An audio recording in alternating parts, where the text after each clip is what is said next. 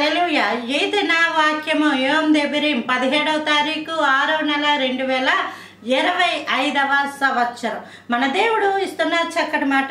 యెషయా గ్రంథము 43వ అధ్యాయము 3వ వచనం.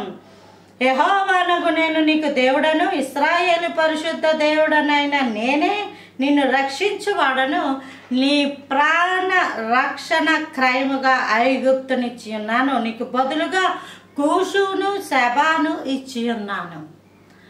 దేవుడు నమ్ముకున్న బిడ్డలకు ప్రతిగా ఆపద వస్తున్నప్పుడు ప్రతిగా దేవుణ్ణి నమ్ముకున్నటువంటి జనాంగం ఇస్తాడంట.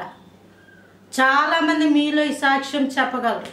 క్యాన్సరు దేవుడే తప్పించి బ్రతికించి ఆయుష్ ఇచ్చాడు. అలాగే అప్పుల బాధలో చనిపోదామనుకున్నానండి, దేవుడే తప్పించి బ్రతికించి అప్పులు తీర్చి ఈసారి క్షేమం ఇచ్చాడు.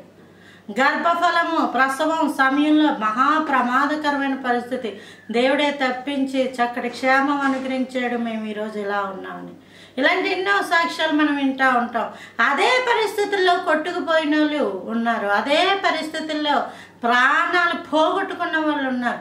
రోడ్డు ప్రమాదాల్లో తృణపాటి క్షణపాటి తల వెంట్రుక వాసిగేపులో బ్రతికేసిన వాళ్ళు ఉన్నారు.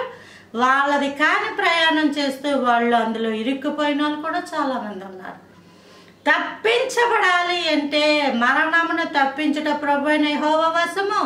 ఈరోజు బ్రతికి ఉన్నామంటే దేవుడు తప్పించాడు. అనేకమైన ప్రమాదాలు, అనేకమైన ఇబ్బందులు, అనేకమైన ప్రమాదకరమైన హామీ సంతకాల నుంచి దేవుడు తప్పించాడు.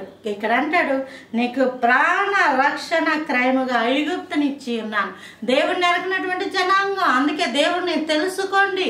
దేవుణ్ణి తెలుసుకుంటే మీకు మొట్టమొదట వచ్చేది ఏంటంటే రక్షణ. రక్షకుడు రక్షించబడతారు.